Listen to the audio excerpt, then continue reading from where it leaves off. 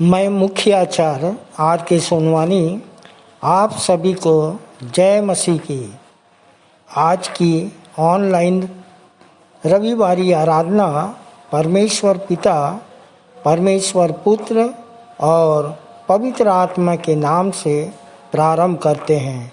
आमीन और आमीन। आइए आज की आराधना हम प्रारंभ करते हैं और आराधना के प्रारंभ में हम एक छोटी प्रार्थना कर लेंगे और प्रार्थना में अगुवाई करेंगी कुमारी किरण सोनवानी।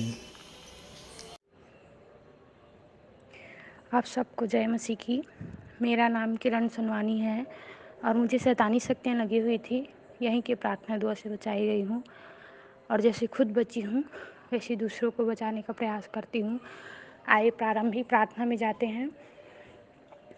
धन्यवाद धन्यवाद धन्यवाद महान शरणार्थी अनुग्रहकारी दयालु पिता परमेश्वर, एक बार फिर धन्यवादी मन और हृदय के साथ में पिता आपके चरणों के नज़दीक आते हैं। आपको धन्यवाद देते हैं पिता परमेश्वर, बीते समय में संभाल के रखा प्रभु, भला चंगा सुरक्षित जीवितों के बीच में पाए जाते हैं पिता, उसके लिए आपका हृदय धन्यवाद करते हैं प्रभु यीशु पिता। प्रार्थना करते हैं पिता आज के विश्राम दिन के लिए पिता, जिसको आपने हमारे जीवन में ठहराया है प्रभु, उसके लिए आपका हृदय धन्यवाद करते हैं पिता परमेश्वर। प्रार्थना करते हैं आज के विश्राम दिन में प्रभु, जितने भी लोग अपने घरों से मंदिर में आराधना में सम्मिलित होने के लिए आते हैं, भला चंगा सुरक्षित पहुंच सके पिता, मार्ग में रक्षा अगुवाई मदद करिएगा, ऐसी प्रार्थना निवेदन करते हैं पिता परमेश्वर। प्रार्थना करते हैं पिता यहाँ पर उपस्थित हर एक जन के लिए प्रभु, हर एक जन को आपके सर्व सामर्थ्य हाथों में नाम बनाम सौंपते हैं पिता। उनकी जो भी समस्याएं हैं, मनोकामनाएं, इच्छाएं प्रभु, आपके पवित्र नाम से उनके जीवन में पूरी हो प्रभु। और पिता परमेश्वर यहाँ पर आने वाला हर एक जन और जो उपस्थित हैं पिता, शरीर देह प्राण आत्मा में एकचित होकर पिता बड़े ही हर्ष और आनंद के साथ प्रभु आपकी स्तुति आराधना में सहभागी हो सके, ऐसी प्रार्थना विनती निवेदन करते हैं पिता परमेश्वर। हाँ प्रभु, कोई भी शैतान की युक्ति बंधन किसी की चित्त में ना काम करे प्रभु, सभी लोग पिता परमेश्वर एक चित होकर पिता शैतान को हराकर आपकी स्तुति आराधना कर सके पिता, बड़े हर्षोल्लास के साथ ऐसी प्रार्थना करते हूँ पिता। और प्रार्थना विनती निवेदन करते हूँ पिता आज की विश्राम दिन की विशेष आराधना में पिता, गीतों को गाने में, भेंटों के लिए जाने में, वचनों को तोड़े जाने में प्रभु, भोज के दिए जाने में प्रभु आपकी आशीष को चाहते हैं पिता। और पिता स्वर्गीय भंडार से जो आप आत्मिक मन्ना वचन के रूप में देते हैं पिता, वो वचन देने वाले जो भी वक्ता हैं पिता, वो खुद बोलने वाले नहीं परंतु उनके अंदर से आप होकर बोलेगा प्रभु, ऐसी प्रार्थना विनती निवेदन करते हैं पिता। और पिता यहाँ पर उपस्थित हर एक जन प्रभु अपने आप को एक अच्छी भूमि बना सके पिता, जो भी वचन का बीज बोया जाए पिता परमेश्वर, वो 30 गुना नहीं 60 गुना नहीं परंतु 100 गुना फल लाए पिता। और खुद बचकर पिता इन वचनों के द्वारा उस पर चलकर पिता सिर्फ सुनने वाले नहीं बने परंतु उस पर चलने वाले बने और खुद बचे पिता और दूसरों को बचाने वाले ठहरे, ऐसी प्रार्थना विनती निवेदन करती हूँ पिता परमेश्वर। आगे की आराधना को आपके सर्व सामर्थ्य हाथों में सौंपते हैं पिता, और जो बातें छूट गई हैं उनको आपके चरणों के नज़दीक रखते हैं पिता। जो बातें बोल पाए उसके लिए आपका हृदय धन्यवाद करते हैं पिता। आगे की आराधना को, जीवन को और जीवन के समर्पण को आपके सर्व सामर्थ्य हाथों में देते हुए इस छोटी विनती को अपने एकमात्र जीवते उद्धारकर्ता परमेश्वर यीशु मसीह के प्यारे मीठे मधुर नाम से होकर मांग लेते हैं, आमीन। आइए प्रभु की महिमा में हम एक गीत गा लेंगे। हमन गाना गाबो से 79 नंबर, रखते हैं जो भरोसा खुदा के कलाम पर।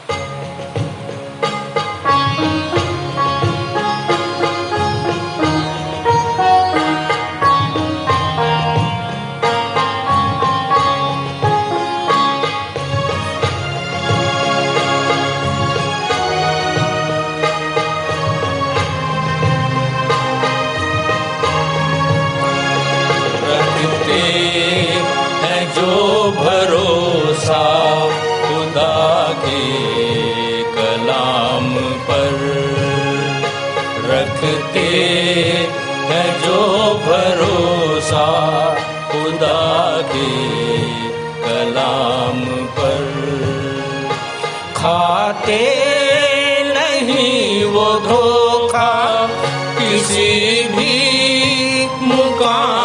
पर खाते नहीं वो धोखा किसी भी मुकाम पर रखते हैं जो भरोसा खुदा के कलाम पर रखते हैं जो भरोसा खुदा के कलाम पर।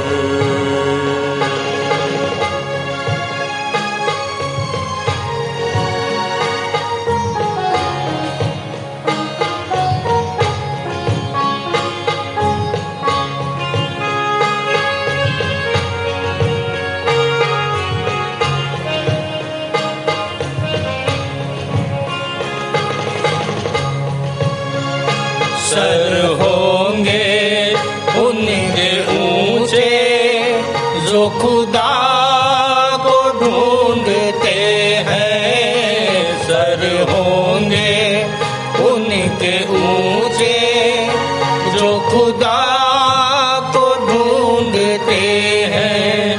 वो संभालता है उनको हर एक मुकाम पर। वो संभालता है उनको हर एक मुकाम पर रखते हैं जो भरोसा खुदा के कलाम पर रखते हैं जो भरोसा खुदा के कलाम पर।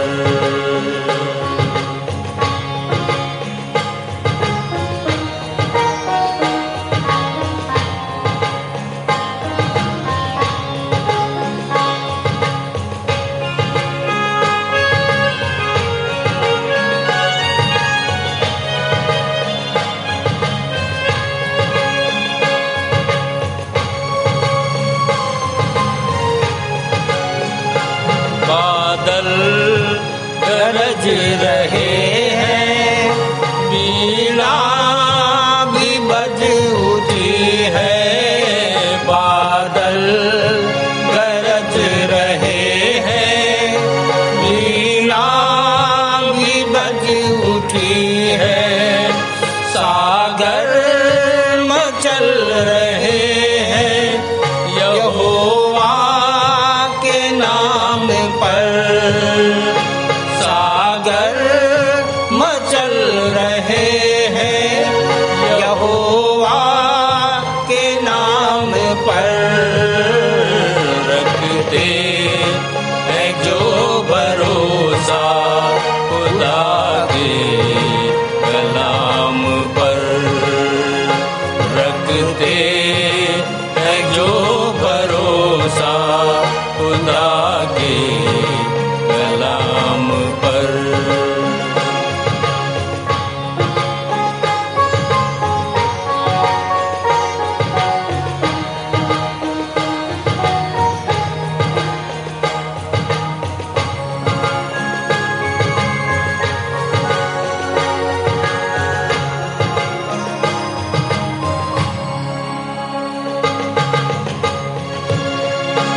अब आओ सर झुकाओ दुनिया के देवताओ।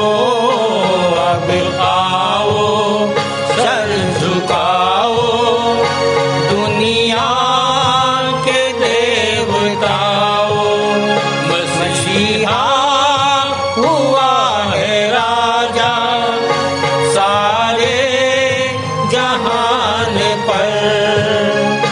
मसीहा हुआ है राजा सारे जहान पर रखते हैं जो भरोसा खुदा के कलाम पर रखते हैं जो भरोसा खुदा के कलाम पर।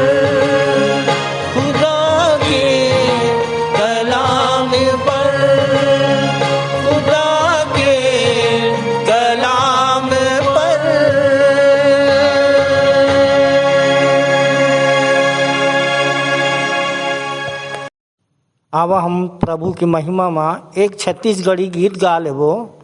हमन गाना गाबो से 11 नंबर, जेकर बोल है अचानक यीशु के आना हो ही साथी रे पापी, मौका है मन ला फिरा लो। वाह।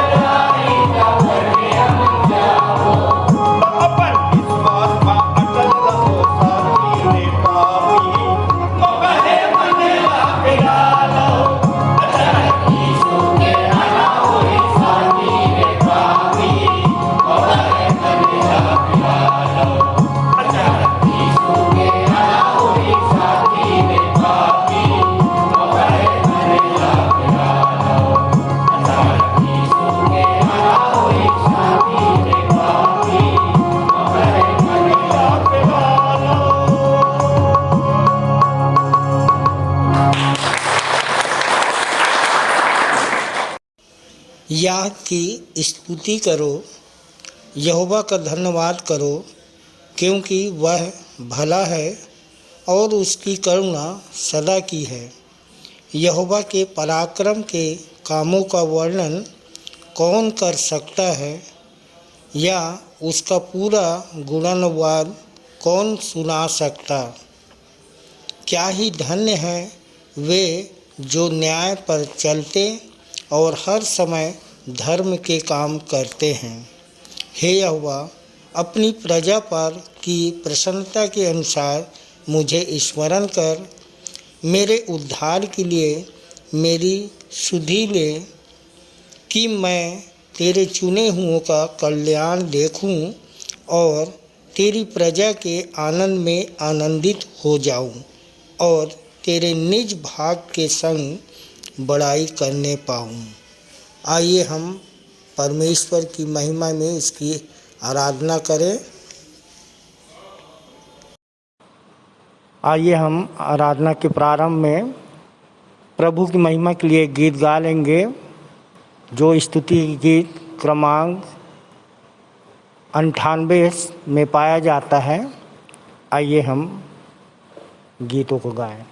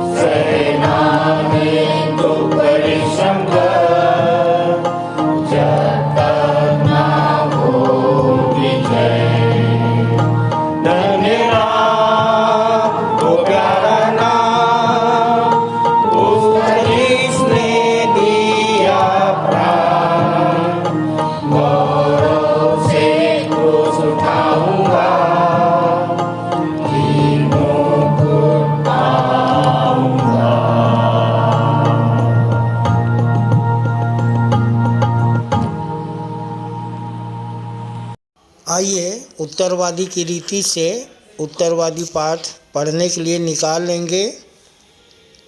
पुराना नियम से आमोस 1 अध्याय उसका 1 से 15 पद तक पढ़ लेंगे और पढ़ने में अगुवाई करेंगे भाई अनीश जोगी और उत्तर देंगी बहन राजनंदिनी लासरे। सभी को जय मसीह की। मेरा नाम अनीश जोगी है। आप सभी को जय मसीह की। मेरा नाम राजनंदिनी लासरे है। आइए हम उत्तरवादी की रीति से पढ़ लेंगे आमोस की पुस्तक, उसका पहला अध्याय, उसका पहले पद से लेकर 15वें पद तक, जिसका पहला पद मैं पढ़ूंगा और दूसरा पद आप बहन नंदिनी के साथ पढ़ लेंगे। तकोवासी आमोस जो भेड़ बकरियों के चराने वालों में से था, उसके ये वचन हैं जो उसने यहूदा के राजा उजियाह के और योआश के पुत्र इज़राइल के राजा यरोबाम के दिनों में भूकंप से 2 वर्ष पहले इज़राइल के विषय में दर्शन देख कर कहें। यहोवा सिय्योन से गरजेगा और यरूशलेम में अपना शब्द सुनाएगा। तब चरवाहों की चराइयाँ विलाप करेगी और कमरेल की चोटी झुलस जाएगी। यहोवा यो कहता है, दमिश्क के 3 क्या वरन 4 अपराधों के कारण मैं उसका दंड न छोड़ूंगा, क्योंकि उन्होंने गिलाद को लोहे के दावने वाले यंत्रों से रौंद डाला है। इसलिए मैं हाजिल के राजभवन में आग लगाऊंगा और उससे बेहद के राजभवन भी भस्म हो जाएंगे। मैं दमिश्क के बेंडों को तोड़ डालूंगा और आवेन नामक तराई के रहने वालों को और बेतेदेन के घर में रहने वाले राजदंडधारी को नष्ट करूंगा, और आराम के लोग बंदी होकर कीर को जाएंगे। यहोवा का यही वचन है। यहोवा यो कहता है, गाजा के 3 क्या वरन 4 अपराधों के कारण मैं उसका दंड ना छोड़ूंगा, क्योंकि वे सब लोगों को बंदी बनाकर ले गए कि उन्हें एदोम के वश में कर दे।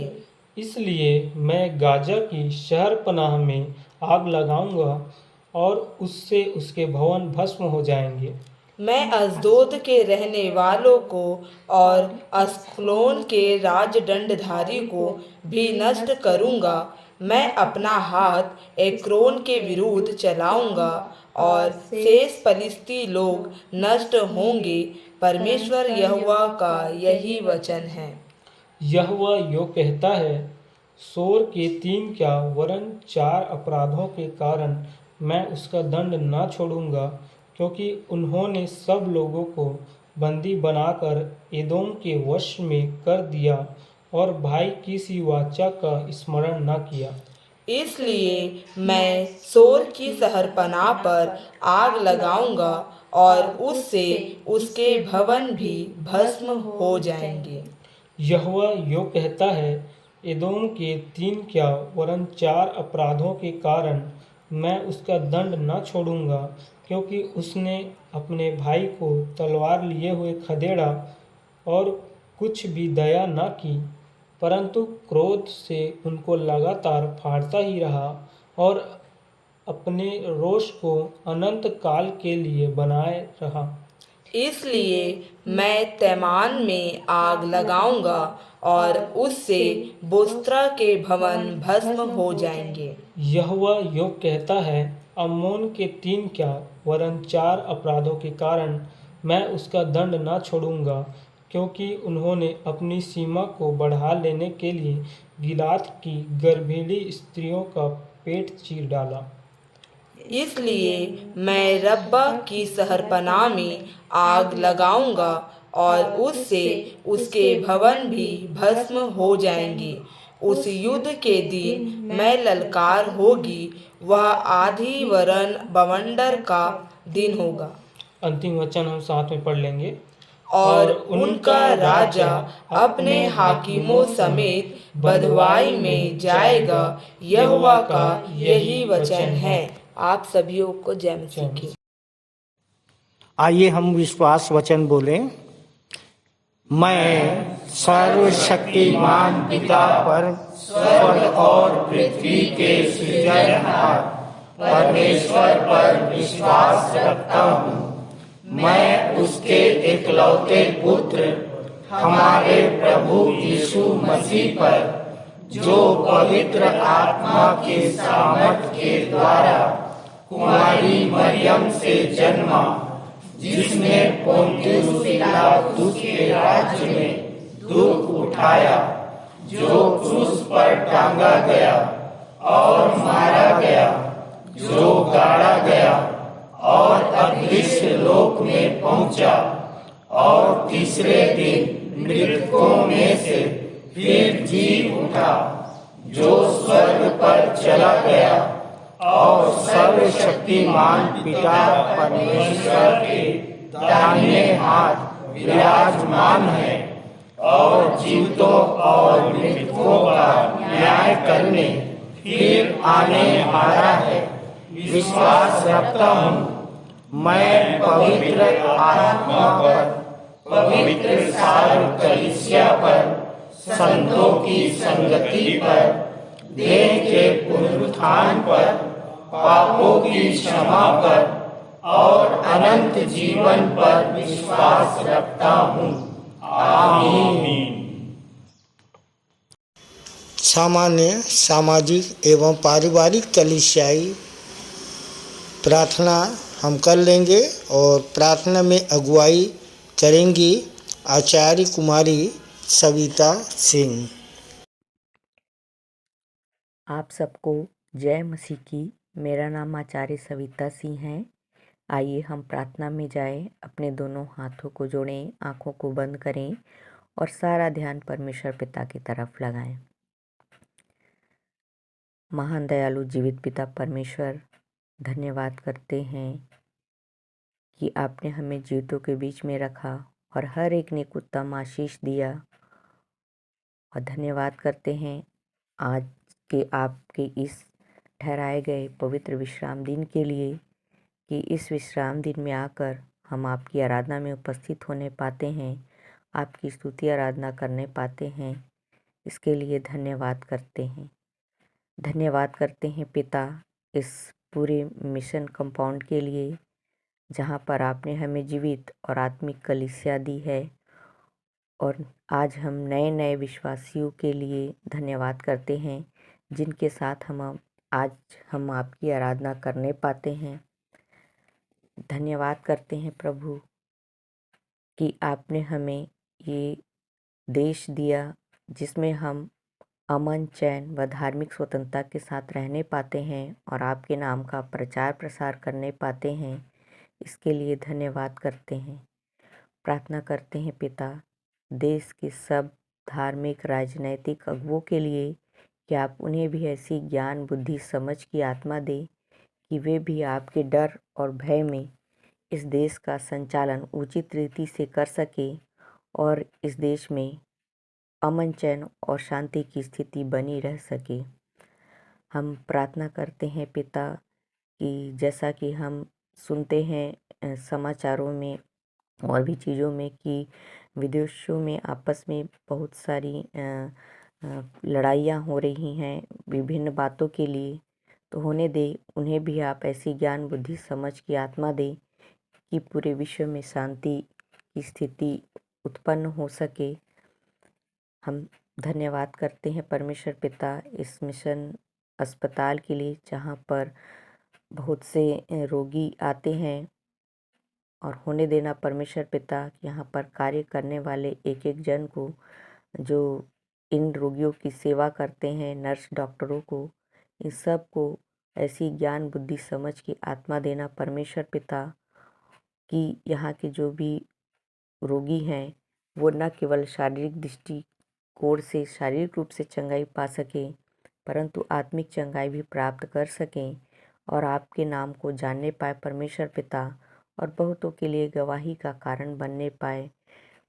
हम प्रार्थना करते हैं पिता हमारे संडे स्कूल की टीचर्स के लिए और जवान बच्चों के लिए, जवानों की सभाओं के लिए और महिला सभा के लिए, हर एक को आप ऐसी ज्ञान बुद्धि समझ की आत्मा दे कि वे सब आपके वचनों को निरंतर सीखते चले जाएं परमेश्वर पिता और न केवल सीखने वाले परंतु उसे अपने जीवन में आत्मसात करने वाले हो सके।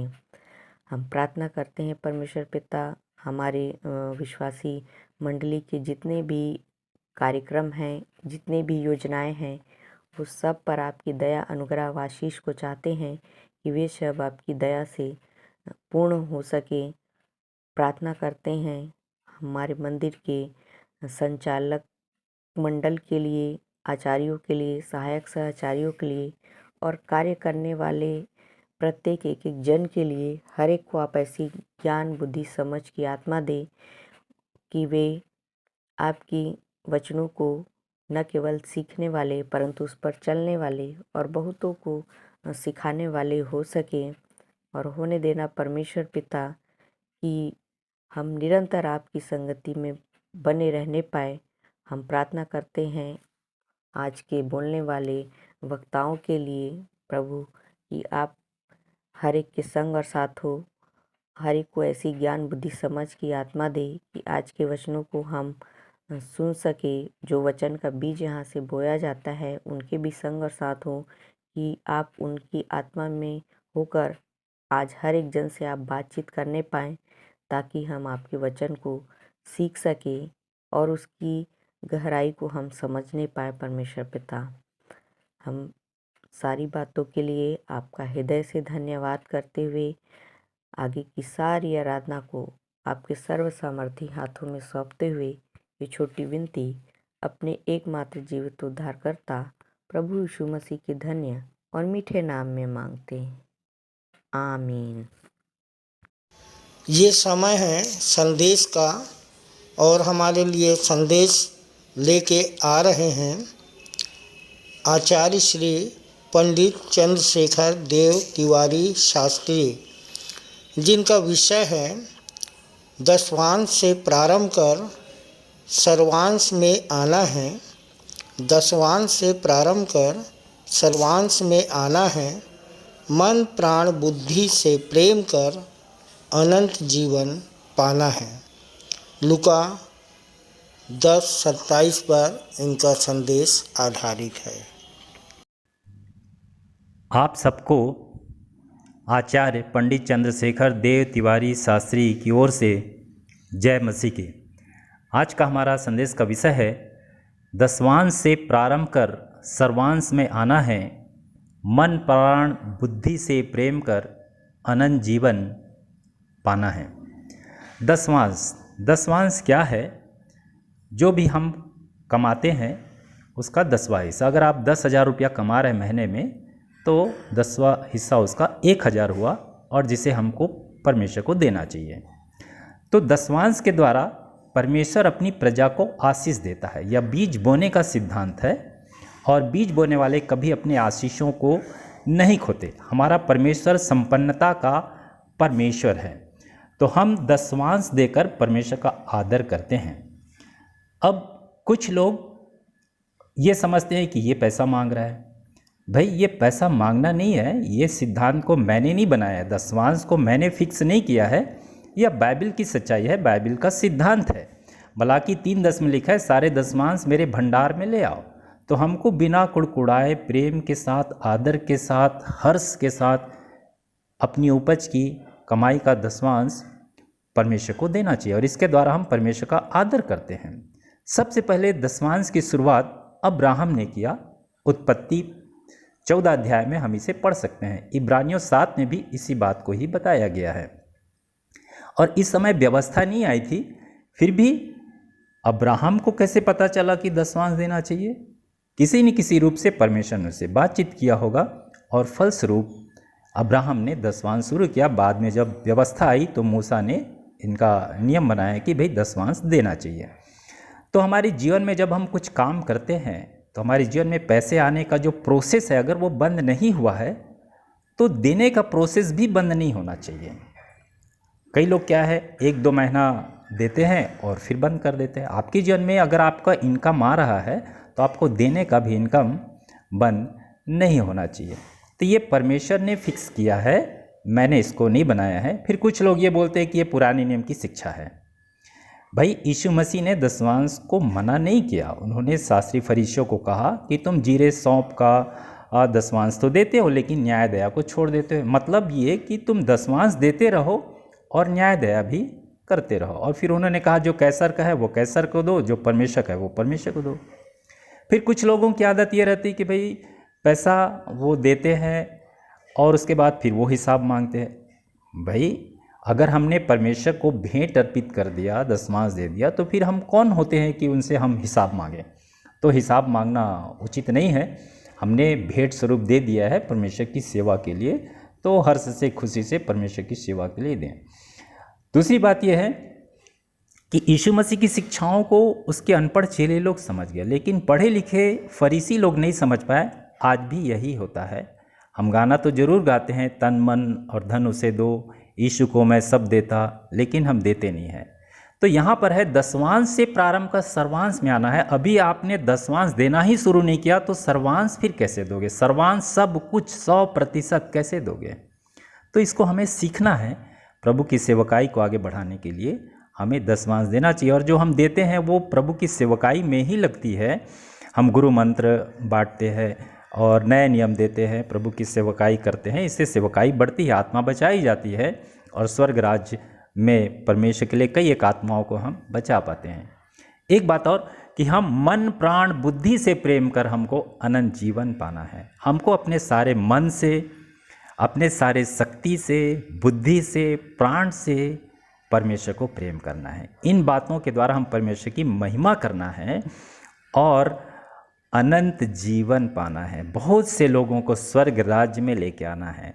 और जब हम ऐसा करते हैं, दसवांश से शुरू करके सर्वांश में आते हैं, मन प्राण बुद्धि से परमेश्वर से प्रेम करते हैं, अपने पड़ोसी से अपने समान प्रेम करते हैं, आत्माओं को बचाते हैं, बहुत से फल परमेश्वर के पास लेके आते हैं, तो परमेश्वर के राज्य की बढ़ती होती है और हम आत्मा में उस चीज़ को अनुभूति करते हैं कि हाँ, स्वर्ग के राज्य हमारे बीच में है।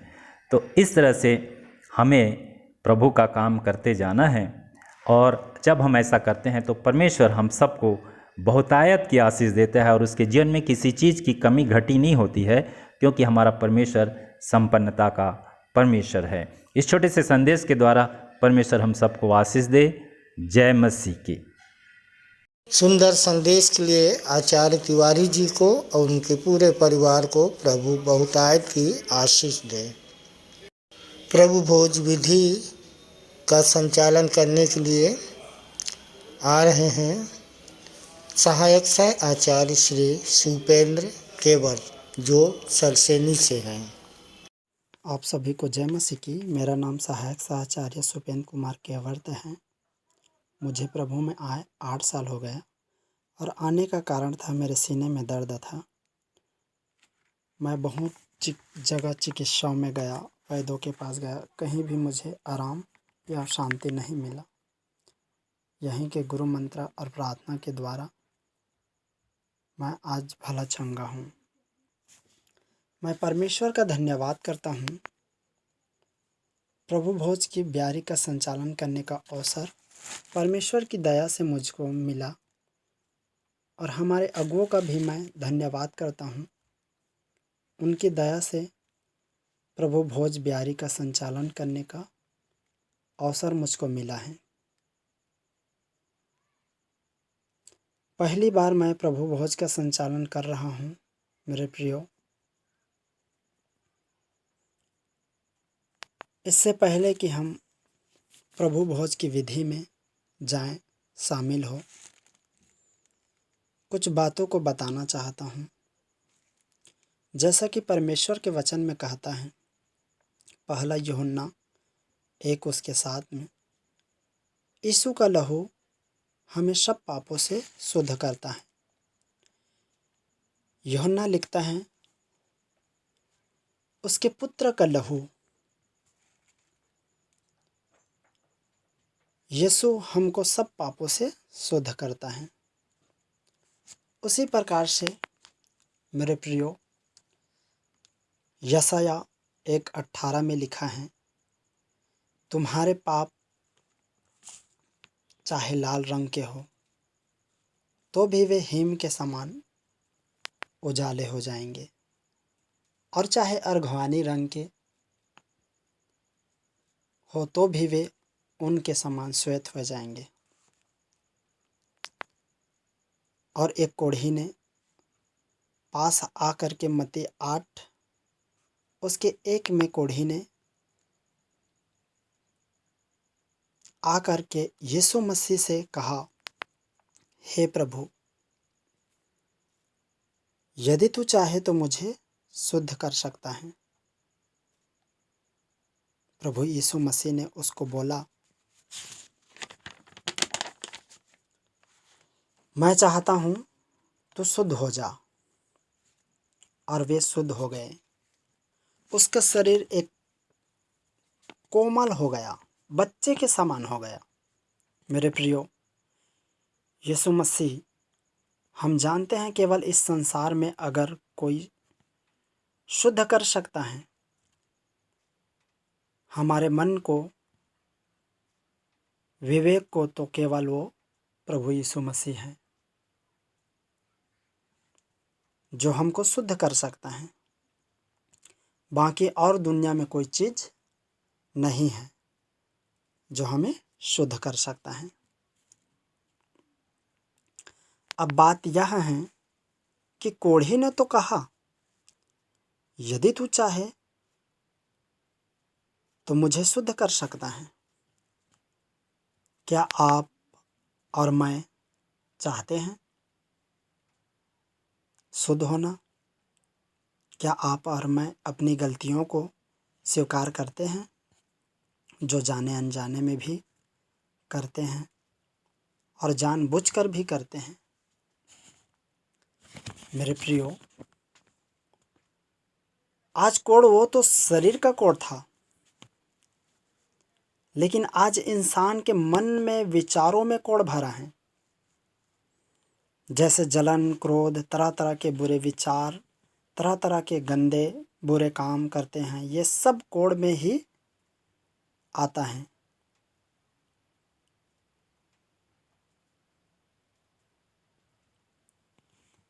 आज दिल से खरा सच्चा पश्चाताप करके प्रभु भोज की ब्यारी में हाथ डालें, जिससे हम भी कहें, हे प्रभु, तू चाहे तो मुझे शुद्ध कर सकता है। दिल से अगर हम इसमें हाथ डालेंगे तो मेरे प्रियो, खरे सच्चे हृदय से, आत्मा से तो प्रभु अपना हाथ हमारी ओर बढ़ाकर कहेगा कि तू शुद्ध हो जा। अपने हालातों से, अपने मन से, अपने विचारों से, अपने परिस्थितियों से, अपने कार्यों से, अपने पूरे व्यवहारों से, अपने स्वभाव से, सबसे शुद्ध हो जा, प्रभु कहेगा। मेरे प्रियो, जो बात मुझे प्रभु से पहुंची और मैंने भी तुम्हें पहुंचा दी।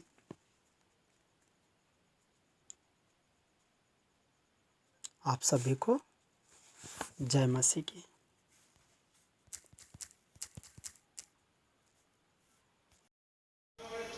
प्रभु भोज संचालन पर सुंदर टिप्पणी के लिए आचार्य, सहायक सह आचार्य श्री सुपेंद्र केवट और उनके परिवार को प्रभु आशीष दे। आइए अपनी अपनी भेंटों एवं धन्यवादी भेंटों को देने के द्वारा परमेश्वर की महिमा करेंगे। और इस समय हम गीत गा लेंगे। स्तुति के गीत से 231 नंबर, तन मन और धन उसे दो। तत्पश्चात भेंट की प्रार्थना करेंगी कुमारी संजना भोरे।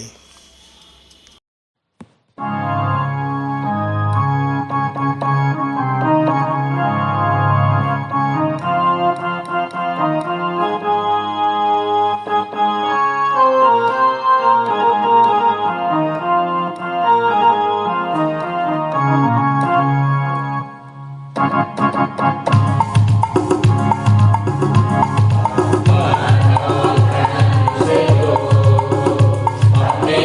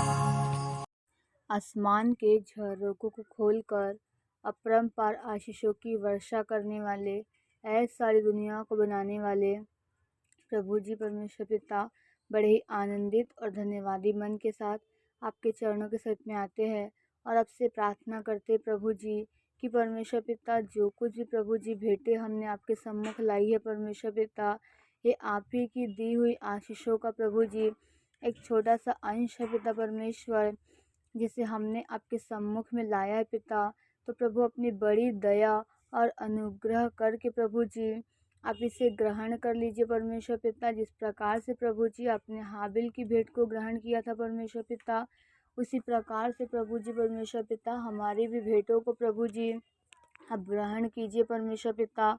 और जिन्होंने भी परमेश्वर पिता अपने बारी का पहला फल प्रभु आपके सम्मुख लाए परमेश्वर पिता, चाहे दाल चावल या अन्य किसी प्रकार की चीज़ें परमेश्वर पिता, उन्हें भी प्रभु आप ग्रहण कीजिए परमेश्वर पिता। ऐसे से प्रार्थना करते प्रभु जो कुछ भी हमने अपने घरों में रख छोड़ा है उस पर भी परमेश्वर पिता अपनी बहुतायत की आशीष देना परमेश्वर पिता।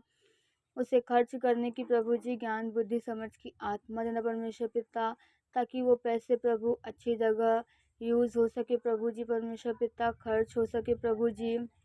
ऐसी आपसे प्रार्थना है और प्रार्थना करते परमेश्वर पिता आप हमें मौद्रिक मानसिकता से बचाइए, परंतु प्रभु जी आप हमें निर्बलता में सामर्थ्य की सिद्धि दीजिए प्रभु जी परमेश्वर पिता।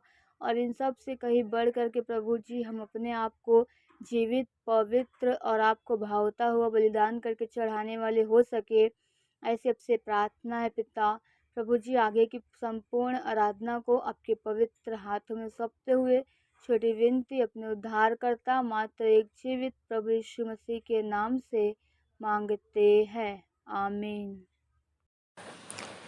मैं मुख्य आचार्य आर के सोनवानी आप सभी को जय मसीह की। आप लोगों को सूचना से अवगत करा दूं, हमारी रविवारी आराधना ऑनलाइन और ऑफलाइन दोनों चलती है। समय का विशेष ध्यान दें, प्रातः 10 बजे से दोपहर 12:30 बजे तक। जिनको आराधना में जिम्मेदारी दी जाती है उनको ऑनलाइन और ऑफलाइन दोनों में बोलना है।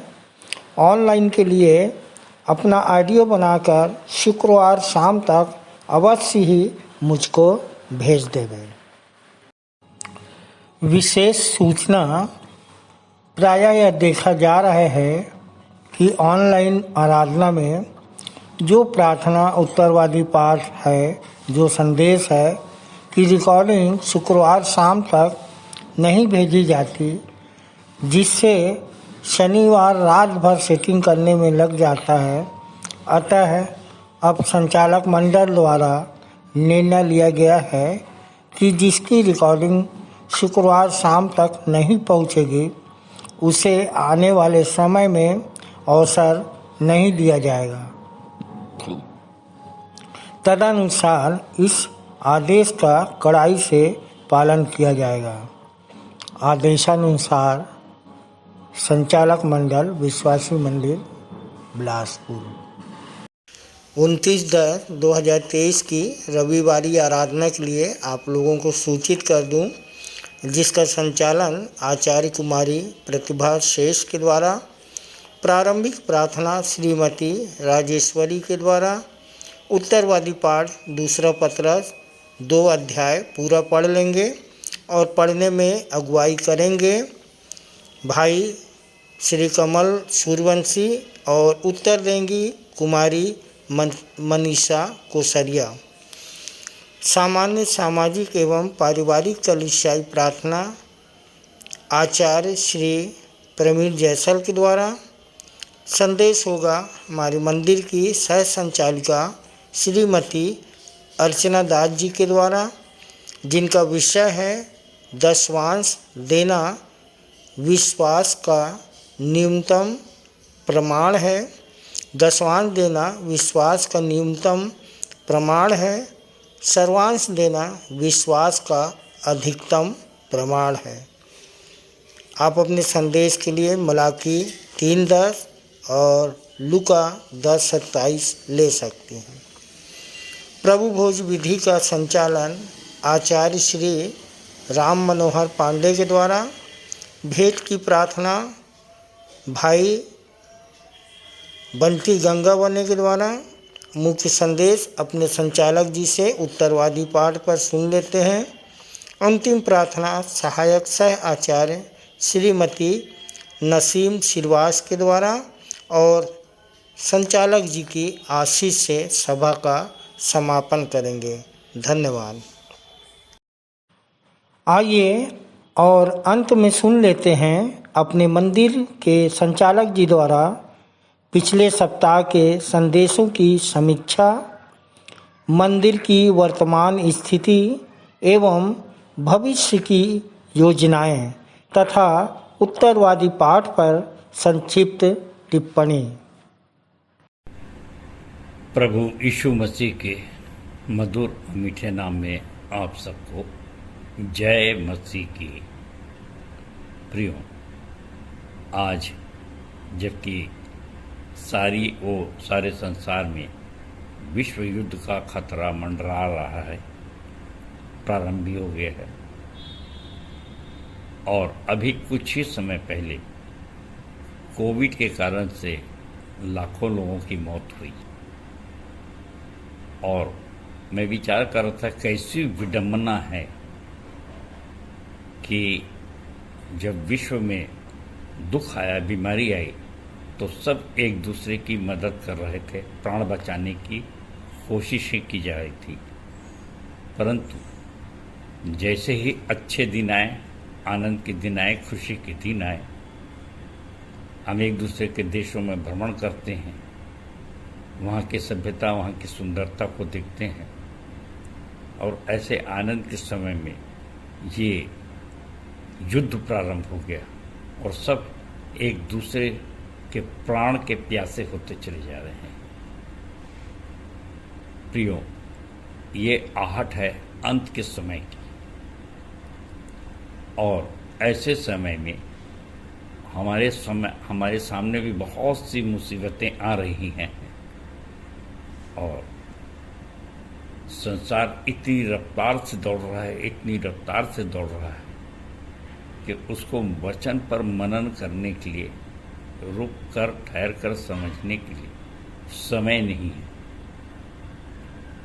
और ऐसे समय में जबकि हम पर भी बहुत सी समस्याएं आ सकती हैं, परीक्षाएं आ सकती हैं, सताए जा सकते हैं, तो हमको कैसे दृढ़ रहना है, अपने विश्वास में अटल रहना है। इस संबंध में पिछले सप्ताह हमारे सहायक आचार्य श्री ऋषि वर्मन बहुत ही सुंदर संदेश दिया और भाई का जो संदेश का विषय था वो था, जो मसीह के कारण सहता है निंदा, वही परमेश्वर की निगाहों में होता है जिंदा। इब्रानी 11:24 और 25 पर यहाँ इस प्रकार से लिखा है कि विश्वास ही से मूसा ने सयाना होकर फिरौन की बेटी का पुत्र कहलाने से इनकार किया, इसलिए कि उसे पाप में थोड़े दिन के सुख भोगने से परमेश्वर के लोगों के साथ दुख भोगना और उत्तम लगा। 26वां पद में ऐसा लिखा है, और मसीह के कारण निंदित होने के को मिस्र के भंडार से बड़ा धन समझा, क्योंकि उसकी आंखें फल पाने की ओर लगी थी। भाई ने सुंदर गवाही के साथ अपने संदेश का प्रारंभ किया और मत्ती 5:11-12 से बताया कि धन्य हो जो तुम मेरे कारण सताए जाते हो। तुम्हारे पहले भविष्यवक्ताओं को भी इसी तरह से सताया गया था और प्रभु ने कहा कि मैं पहले तुम्हें चेतावनी दे चुका था कि मत्ती 10:16 के अनुसार कि मैं तुम्हें भेड़ों की नई भेड़ियों के बीच में भेज रहा हूँ, सो सांप की नई चतुर कबूतर की नई भोले बनना। सुप्रियो, एक बड़ी अच्छी मिसाल भाई ने बताया यूहन्ना 3:11-12 के आधार पर कि जैसे विश्वासी मंदिर के लगभग सभी लोग तिरस्कार सह रहे हैं, परंतु संसार को उन्होंने तुच्छ जाना और सब कुछ छोड़ के प्रभु यीशु मसीह के पीछे चले आए हैं। और इसीलिए मत्ती 5:10 में उसने उनको धन्य कहा। और इसलिए हमको भी पहला पत्रस 2:20 के अनुसार यदि हम अपराध करके भला काम करके दुख उठाते हैं तो इसमें कोई तारीफ की बात नहीं है, परंतु यदि हम यीशु मसीह के लिए दुख उठाकर अगर हम सताए जाते हैं, सो यीशु मसीह के लिए भला काम करके यदि हम दुख उठाते हैं तो ये परमेश्वर को भाता है। तो रोमियो 12:2 के अनुसार इस संसार के सदृश हमको नहीं बनना है, और पहला यूहन्ना 4:4-5 में है, जो इस संसार में है उससे तुम बड़े हो। सो मसीह के लिए दुख उठाना और निंदा सहना हमारे लिए सौभाग्य की बात है। और भाई ने बहुत अच्छी कविता लिखा है जिसकी नीचे की 4 लाइनें मैं यहाँ पर रिपीट करना चाहता हूँ। सो जीवन में कभी अपनी निंदाओं से मत डरिए, और डरना ही है तो निंदनीय काम करने से डरिए, क्योंकि निंदा तो उसी की होती है जो जिंदा है। तुम सत्य की निंदा करते हो, तुम सत्य की निंदा करते हो, खुद को शर्मिंदा करते हो। कल का पल तुमसे पूछेगा कैसे जिंदा रहते हो। कल का पल तुमसे पूछेगा कैसे जिंदा रहते हो। सो निंदा से न हो शर्मिंदा, क्योंकि हमारा यीशु मसीह है जिंदा। तो भाई को बहुत ही सुंदर संदेश के लिए और सुंदर कविता के लिए परमेश्वर बहुतायत की आशीष दे। धन्यवाद, धन्यवाद। और इसके पश्चात हमारे प्रभु भोज का संचालन हमारी आचार्य श्रीमती सुनैना सिंह ने किया, और बहन ने बताया कि पहला कुरिन्थियों 11:26 के अनुसार खाने पीने से हम प्रभु की मृत्यु का प्रचार करते हैं। और ये खाने पीने से मृत्यु का प्रचार कैसे होता है, क्यों करते हैं, उसके चमत्कारों का प्रचार क्यों नहीं करते। इब्रानी 9:12 से मृत्यु से ही हमें अनंत जीवन मिलता है, क्योंकि इब्रानी 9:19 के अनुसार मृत्यु से ही हमें अनंत जीवन मिल सकता है। चमत्कार प्राथमिक आवश्यकता है, इससे बढ़कर हमें अनंत जीवन पाना है। यहोशू 5:12 पहले मन्ना मिलता था, जब मनुष्य अपनी उपज खाने लगा तो मन्ना बंद हो गया। जब अपनी उपज खाने लगा तो मन्ना बंद हो गया। सो ये देखा जाए कि हम कितने कितने कितने भाग्यशाली हैं कि आज तक यीशु का मांस एवं लहू उसके अनुग्रह के कारण से हमको मिल रहा है। सो चमत्कार तो क्षणिक हैं, उस पर आश्रित मत रहिए। अनंत जीवन पाने के लिए दुख उठाइए, जैसे प्रभु यीशु मसीह ने क्रूस उठा करके दुख उठाया, तब हम लोगों को उद्धार मिला है। सो बहन को भी उनके सुंदर संदेश के लिए परमेश्वर बहुतायत की आशीष दे। धन्यवाद। प्रियो, इसके पश्चात मेरा संदेश था इब्रानी 12 से, पिछले सप्ताह का उत्तरवादी पाठ है, और ये हमको इन्हीं बातों को बता रहा है कि कैसे जब हम प्रभु के रास्ते पे आगे बढ़ रहे हैं, यीशु मसीह को अपना उद्धारकर्ता मान रहे हैं, तो निश्चित जानिए कि बहुत सी समस्याएं आती हैं, विचलित करती हैं। हमको ऐसा लगता है कि हम एकदम जीरो पे पहुंच जाएंगे, सब कुछ खत्म हो जाएगा। परंतु ये सब हमारे लिए अनुभव होते हैं। और इसलिए इब्रानी 12 का लेखक कहता है कि जब कि तुमको गवाहों का इतना बड़ा बादल घिरा हुआ है तो हर एक रोकने वाली वस्तु, उलझाने वाले पाप को दूर करके धीरज से दौड़ें। और अक्सर ये होता है कि जब समस्या आ ही जाती है तो हम अपना धीरज खो बैठते हैं। और इसलिए आवश्यक है कि हम वचन पर फिर से घुसें। और इसलिए हमेशा मैं ये कहता हूँ, कई बार इस बात का अनाउंस करता हूँ अपने विश्वासी मंदिर में, आप लोग यहाँ क्यों आते हैं? तो लोग कहते हैं कि भाई मरना सीखने के लिए। तो कितने आनंद की बात है कि बार बार बताता हूँ। और हम गाने भी गाते हैं, मरे हमन जाबो काटे हमन जाबो, घरी जवाही तो परखे हमन जाबो, अपन विश्वास में अटल रहो साथी रे पापी, मौका है मन ला फेरा लाओ।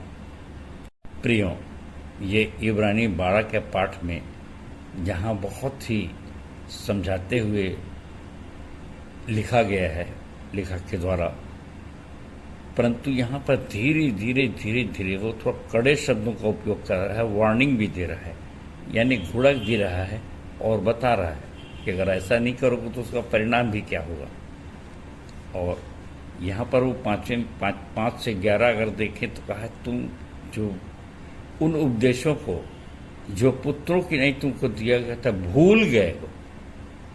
प्रियो, कई बार हम संदेश देते हैं, खूब अच्छे से उनको याद रखते हैं, लेकिन जब प्रैक्टिकल समस्या आ जाती है सिर पे तो अक्सर हम उन बातों को भूल जाते हैं।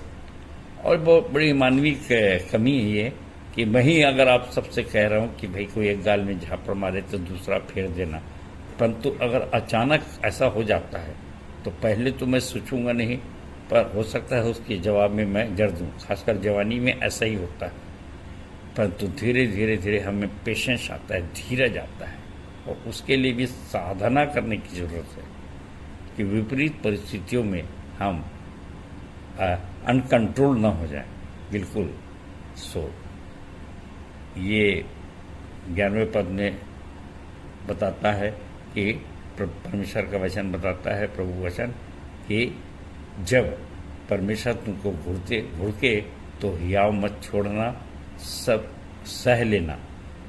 परंतु आज ताड़ना को, घुड़की को सहने से कम ये हो गया है कि अगर हम लोग उस चीज़ों को हमारे गुरुजी लोग, हमारे सीनियर लोग अगर डांटते हैं तो हम पलट कर जवाब देते हैं, उल्टा घुड़कते हैं। तो बड़ी समस्या है, पर हाँ, परमेश्वर से इसके लिए बड़ी सब्र मांगने की ज़रूरत है। और 14 पद में लिखा है, सबसे मेल मिलाप रखो, क्योंकि आजकल ईसाएँ बर्बाद हैं। और 17 में है, क्योंकि अगर ये सब नहीं करते हो तो यहाँ पर से चेतावनी शुरू होती है कि 17 पद में देखेंगे कि एसाव के लिए लिखा हुआ कि बाद में अवसर मन फिराव का नहीं मिलेगा। एक बार जिसने अवसर खो दिया अपना पहलौठा होने का, उसको दूसरी बार फिर जिंदगी में सर पटक पटक के रोने पर भी दूसरा पश्चाताप का अवसर नहीं मिला। इसलिए 18 से 21 पद में ये चेतावनी दी गई है कि तुम मूसा की व्यवस्था के अधीन नहीं हो, जहाँ पे पाप बलि, दोष बलि, मेल बलि आदि करते करते आदमी को जितनी भी कोशिश करे लेकिन पाप क्षमा नहीं हो पाती थी और ख़त्म भी हो जाता। परंतु तुम यीशु के अधीन हो, नई वाचा के अधीन हो और अनुग्रह के अधीन हो। तुम पर अनुग्रह किया है और इसलिए आवश्यक है सावधान रहो। 25वें पद में कि जबकि तुम पृथ्वी पर की चेतावनी देने वाले की, पृथ्वी पर जो चेतावनी देता था मूसा का नियम, पुराना नियम, व्यवस्था, और उस चेतावनी को जो इनकार करता था तो क्या क्या सज़ा होती थी। तो तुम्हें आज स्वर्ग पर से यीशु चेतावनी दे रहा है, तो वो कितनी पावरफुल होगी, क्योंकि उसने सब कुछ दिया है। तुमने सेत में पाया है, सेत में दो। प्रियो, अपनी कविता कौन जाएगा, कुछ लाइनें मेरे को याद आती हैं कि पाप क्षमा उद्धार मुक्ति सेत में पा गया हूँ, बयाने में आत्मा लेकर पहले ही खा गया हूँ, और शेष रहा अनंत जीवन, तो ये तो मेरी मिरास और बपौती है। तो ऐ मेरी माँ, ऐ मेरी बहन, तू भला क्यों रोती है? देख, सांप की नाई चतुर, कबूतर की नाई भोला हूँ मैं, पुलपिट में खड़ा होकर अक्सर बहुतों की पोल खोला हूँ मैं। सो सबको डरा धमका कर, आग और गंधक की झील दिखाकर मैं चुपके से लौटाऊंगा। मैं हरगिज नहीं जाऊंगा, मैं हरगिज नहीं जाऊंगा, मैं हरगिज नहीं जाऊंगा। कौन जाए कविता हमन गाना गाबुन से आप पढ़ सकते हैं। तो प्रियो, अलर्ट रहिए, सावधान रहिए, क्योंकि 29वें पद में कहता है, क्योंकि हमारा परमेश्वर भस्म करने वाली आग है, वो अति करुणामय और विलंब से कोप करने वाला है। सो भजन 103:8। सो परमेश्वर का भय मानना बुद्धि का मूल है। आइए अब आज के उत्तरवादी पाठ पर चलें, और आज का उत्तरवादी पाठ है आमोस 1:1-15। सो अपने संदेश के दूसरे भाग में आज का उत्तरवादी पाठ अपन देखते हैं। अब वो है आमोस 1-15 पूर्व।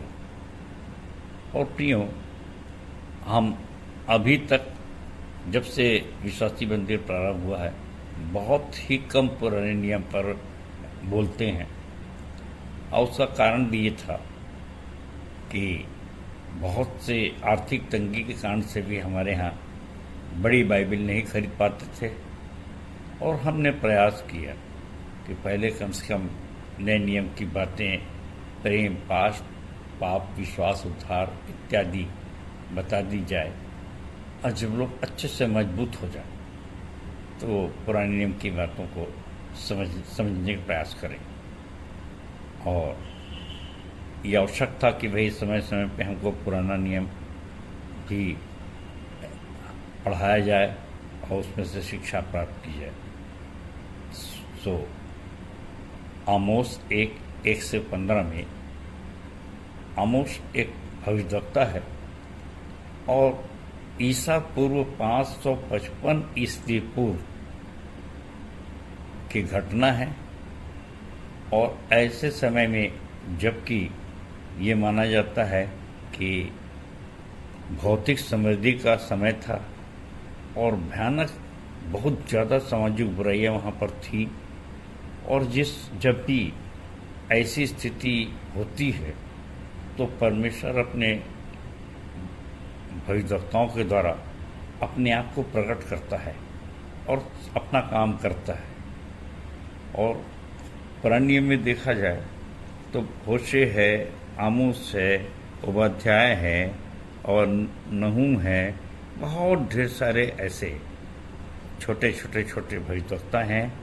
और उसमें से एक भविष्यवक्ता ये भी है, और इसके विषय में जैसा लिखा है हम देखेंगे कि आज के समय में विशेष करके हमारे लिए बहुत ही संदर्भित विषय है यरूशलेम का अंत, यरूशलेम की पीड़ाएं, यरूशलेम का क्या होगा।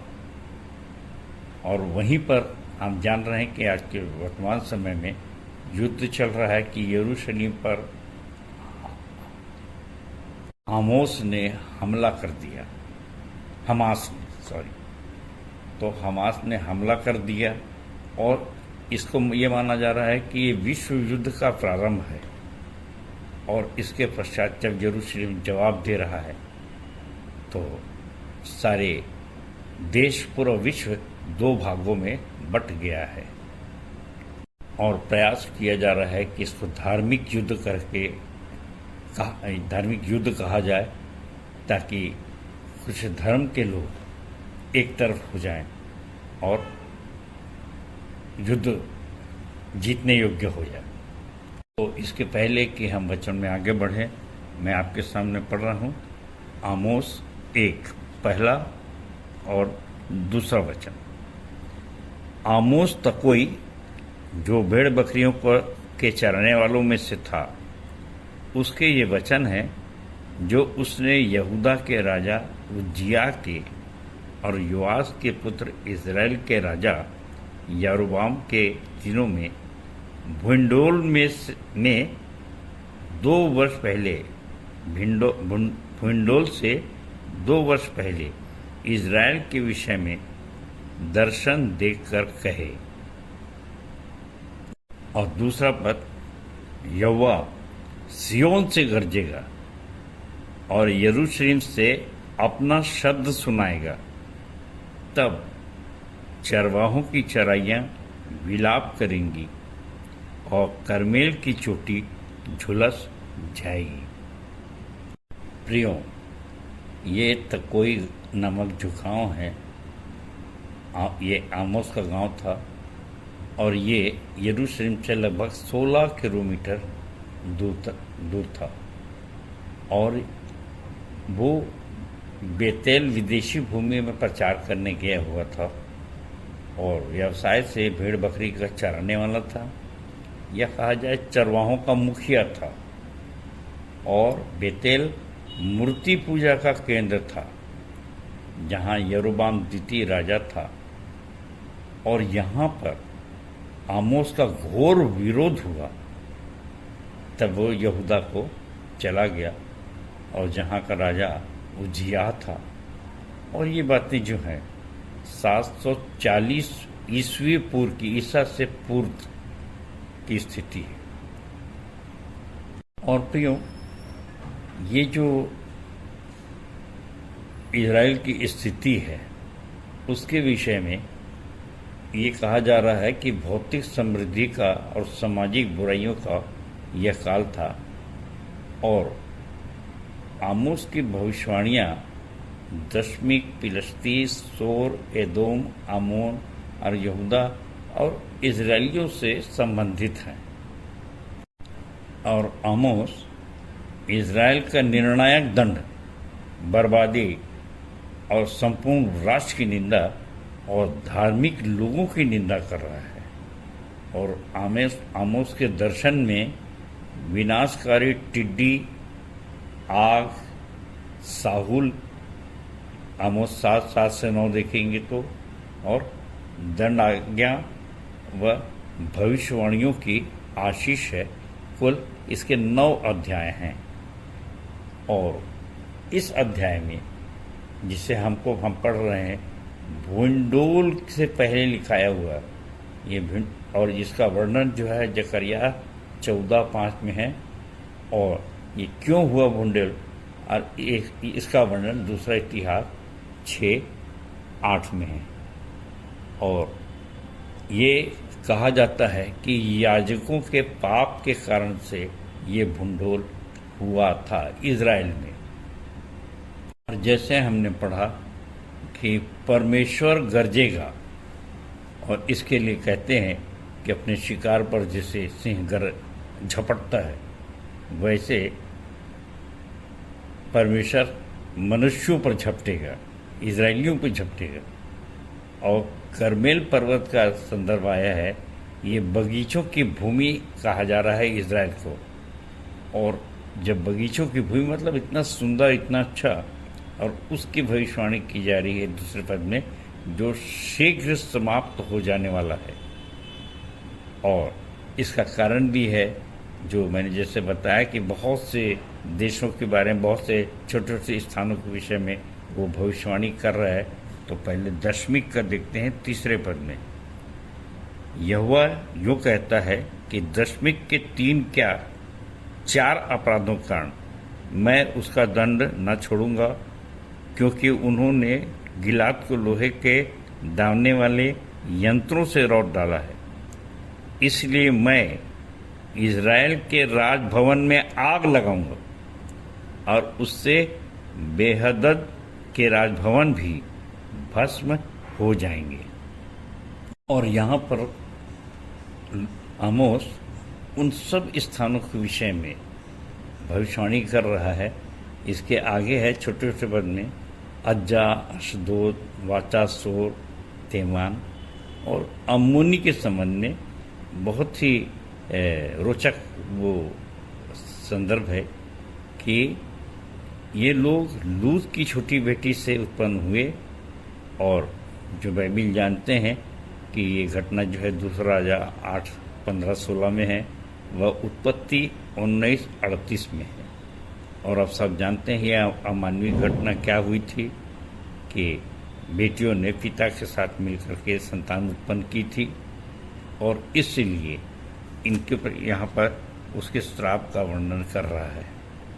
सो प्रियो, आज के समय में हमारे लिए ये तो इतिहास हो गया, लेकिन ये सब पाठ इन बातों को बताते हैं कि आज भी अगर ऐसे आचरण करेंगे तो याजक लोग अगर ऐसा करेंगे तो क्या होगा, और वैसा हो रहा है।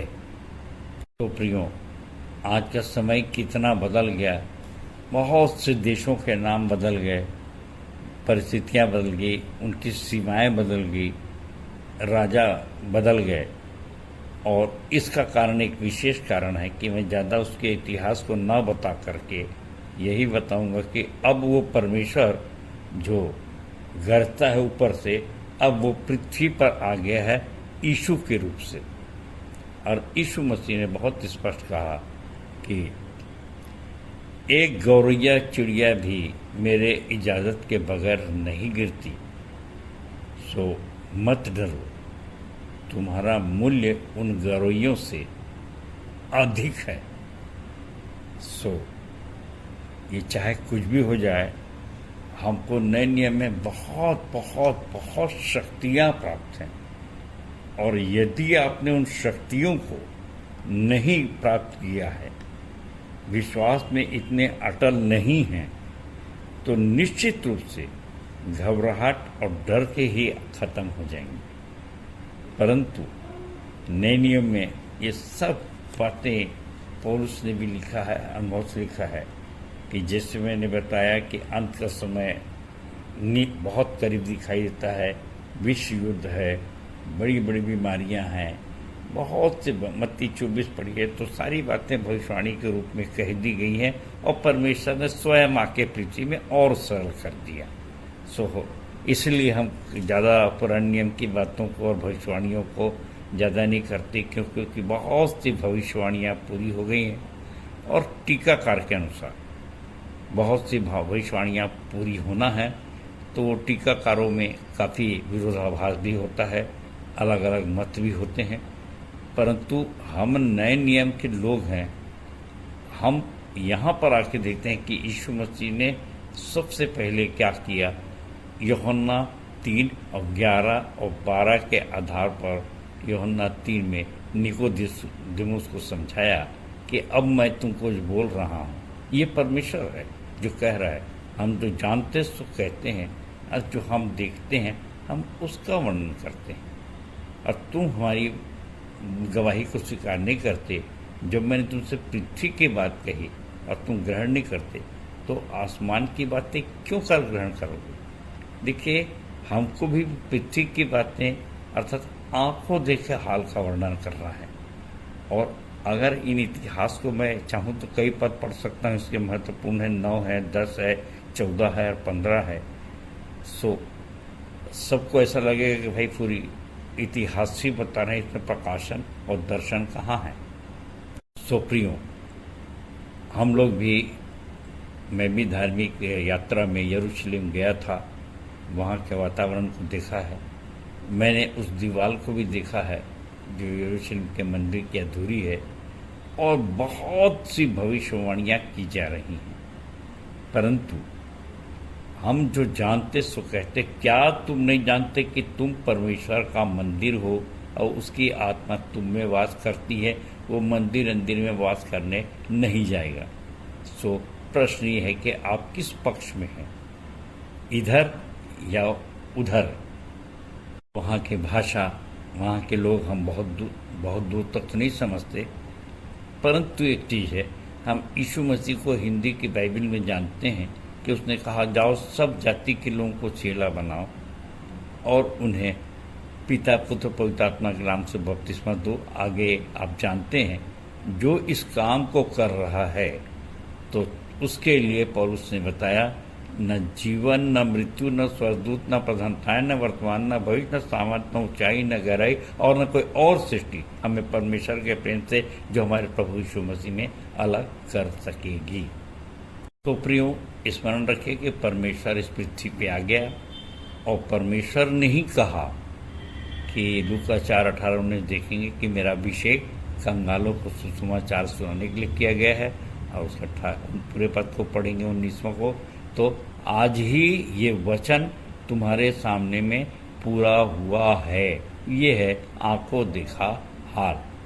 और उसी यीशु गुरु के पीछे चलने से हम लोग भी, जैसे पौलुस ने बहुत कुछ आंखों देखा हाल बताया, लिखा है, वैसे हम भी आंखों देखे हाल पर विश्वास करा सकते हैं अपने प्रियों को। अभी पिछले भाग में मैंने कहा कि यहोवा अति करुणामय है, विलम्ब से कोप करने वाला है, सबको मालूम होना चाहिए। भजन 103:8। और भस्म करने वाली आग है, इब्रानी 12:29।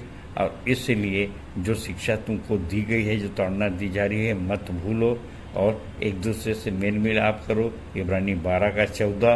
और इसलिए अंत में यही कहना चाहता हूँ, जाओ सब जाति के लोगों को चेला बनाओ और जिंदा दिली से हर परिस्थिति का सामना करो कि तुम्हारी शक्ति को देखकर, हिम्मत को देखकर बहुत सी आत्मा जीती जा सके। सो परमेश्वर अपने वचन के कहे जाने पर आशीष दे सबको। जय मसीह की, जय मसीह की और जय मसीह की। धन्यवाद। उत्तरवादी पाठ पर सुंदर सारगर्भित एवं व्यवहारिक टिप्पणी के लिए अपने संचालक जी का बहुत बहुत धन्यवाद करते हैं। तालियां। हम अपनी आराधना के अंतिम चरण में हैं। अंतिम गीत गाएंगे हमन गाना गाबो से 42 नंबर, हम धूम मचा देंगे। अंतिम प्रार्थना आचार्य श्री दीपक कुमार भोई के द्वारा। प्रभु की प्रार्थना और सह संचालिका डॉक्टर अल्पना राम जी की आशीष से सभा का समापन करेंगे। परमेश्वर का धन्यवाद हो कि लॉकडाउन खुल गया है और हम इसी आनंद के साथ धूम मचाएं और गीत गाएंगे हमन गाना गाबुन से 42 नंबर, हम धूम मचा देंगे।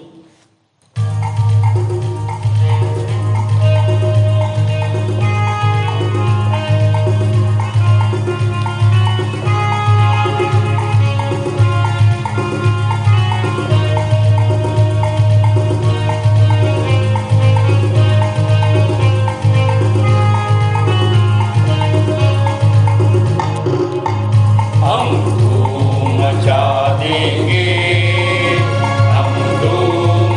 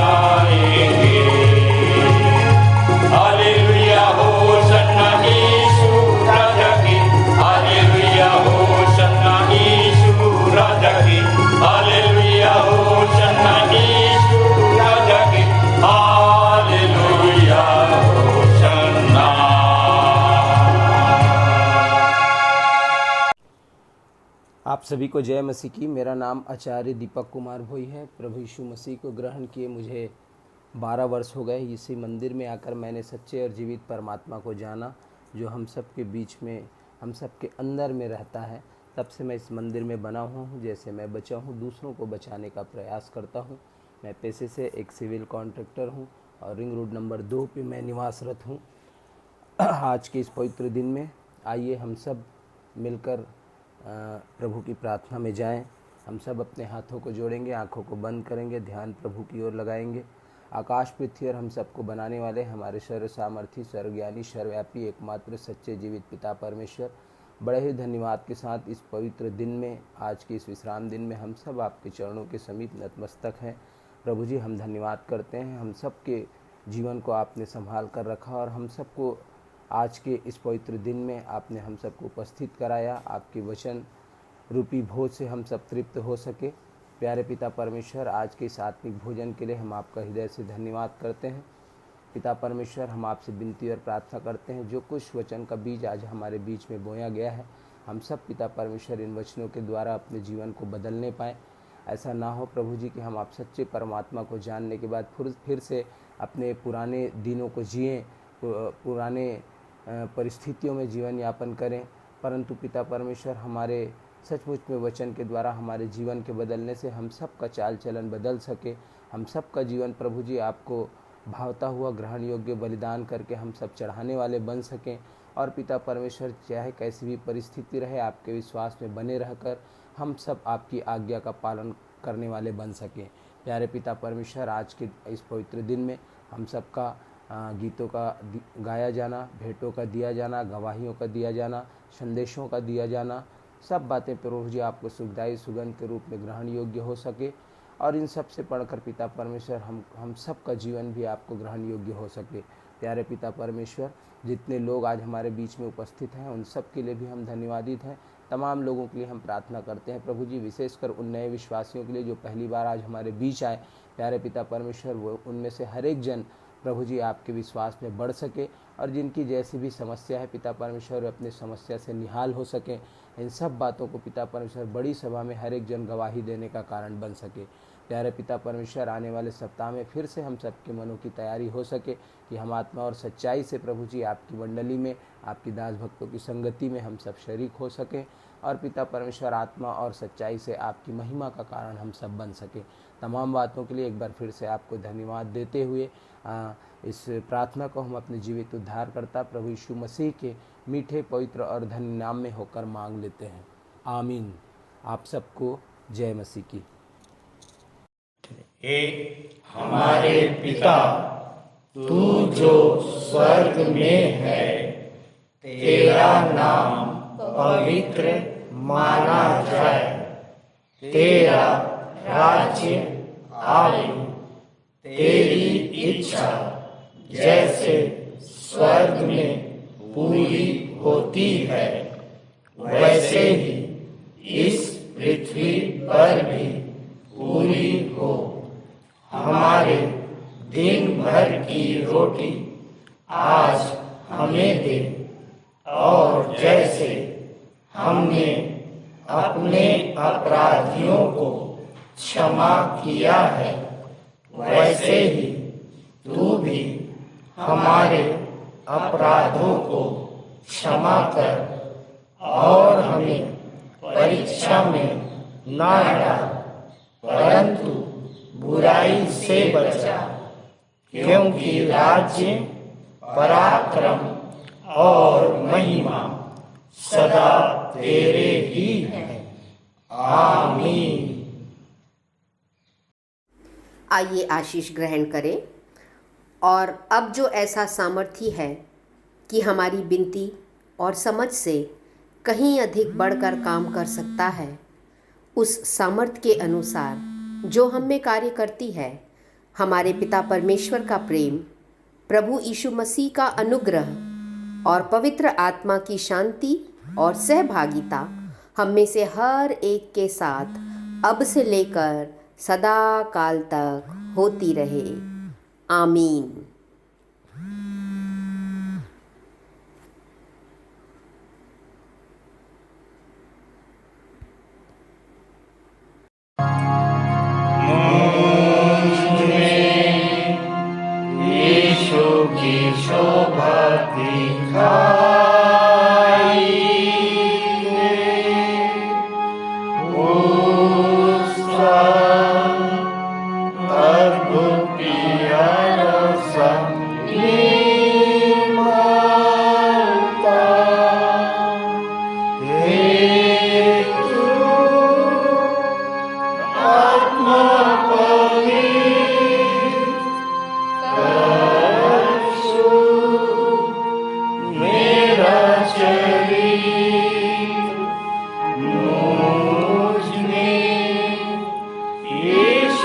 शोभा दिखाई दे।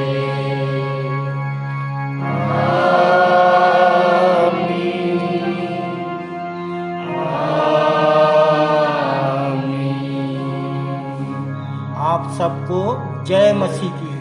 जय मसीह की।